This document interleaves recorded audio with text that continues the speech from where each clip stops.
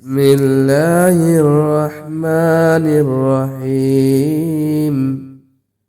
وإذ استسقى موسى لقومه فقل اضرب بعصاك الحجر فانفجرت منه 12 عينا قد علم كل أناس مشربهم كلوا واشربوا من رزق الله ولا تعثوا في الأرض مفسدين।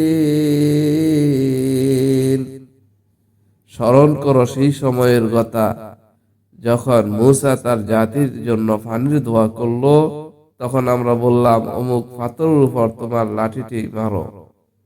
এর ফলে সেখান থেকে 12টি জন্মধারা উচ্চারিত হলো। প্রত্যেক গোত্র তার পানি গ্রহণের স্থান জেনে নিল। সেই সময় নির্দেশ দেওয়া হয়েছিল এই জন্যে, আল্লাহর প্রদত্ত রিজিক খাও, পান করো এবং পৃথিবীতে বিপর্যয় সৃষ্টি করো না। وَإِذْ قُلْتُمْ يَا مُوسَى لَن نَّصْبِرَ عَلَى طَعَامٍ وَاحِدٍ فَادْعُ لَنَا رَبَّكَ يُخْرِجْ لَنَا مِمَّا تُنبِتُ الْأَرْضُ مِن بَقْلِهَا وَقِثَّائِهَا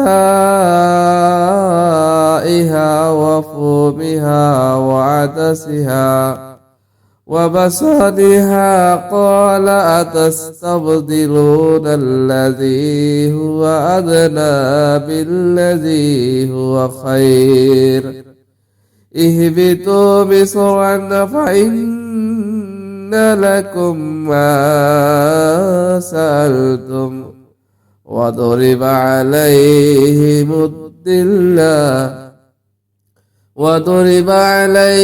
الذلة والمسكنة وباءوا بغضب من الله ذلك بأنهم كانوا يكفرون بآيات الله ويقتلون النبيين بغير الحق ذلك بما عصوا وكانوا يعتدون। স্মরণ করো সেই সময়ের কথা যখন তোমরা বলেছিলে, হে মূসা, আমরা একই ধরনের খাবারের উপর সবর করতে পারি না। তোমার রবের কাছে দোয়া করো যেন তিনি আমাদের জন্য শাক সবজি, গম, রসুন, পেঁয়াজ, ডাল ইত্যাদি কৃষিজাত দ্রব্যাদি উৎপাদন করেন। তখন মূসা বলছিল, তোমরা কি একটি উৎকৃষ্ট জিনিসের পরিবর্তে নিকৃষ্ট জিনিস নিতে চাও? তাহলে তোমরা কোন নগরে গিয়ে বসবাস করো, তোমরা যা কিছু চাও সেখানে পেয়ে যাবে। অবশেষে অবস্থা এমন পর্যায়ে গিয়ে পৌঁছালো যার ফলে লাঞ্ছনা, অধঃপতন, দুরবস্থা ও অনটন তাদের উপর চেপে বসলো এবং আল্লাহর গজব তাদেরকে ঘিরে ফেলল। এই ছিল তাদের আল্লাহর আয়াতের সাথে কুফরি করার এবং পয়গম্বরদেরকে অন্যায়ভাবে হত্যা করার ফল। এটি ছিল তাদের নাফরমানির এবং শরিয়াতের সীমা লঙ্ঘনের ফল। অর্থাৎ যখন তাদের বনি ইসরাঈলদেরকে যখন মান্না ও সালোয়া আল্লাহ আকাশ থেকে প্রদত্ত একটা খানার ব্যবস্থা করে দেওয়া হয়েছে, সেই খানাকে তারা বাদ দিয়ে তারা দুনিয়ার এই সাধারণ নগণ্য খানার পিছনে তারা ছুটেছিল। এটা কি ইঙ্গিত করা হয়েছে?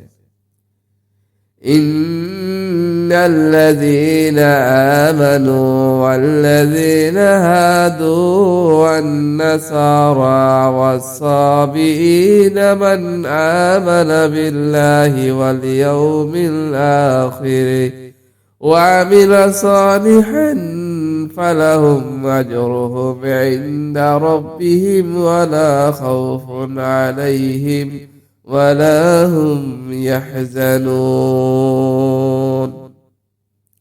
নিশ্চিতভাবে জেনে রাখো, যারা শেষ নবীর প্রতি ঈমান আনে কিংবা ইহুদি, খ্রিস্টান বা সাবি, তাদের মধ্য থেকে যে ব্যক্তি আল্লাহ ও শেষ দিনের প্রতি ঈমান আনবে এবং সৎ কাজ করবে, তার প্রতিদান রয়েছে তাদের রবের কাছে এবং তাদের জন্য কোনো ভয় মর্মবেদনার অবকাশ নেই।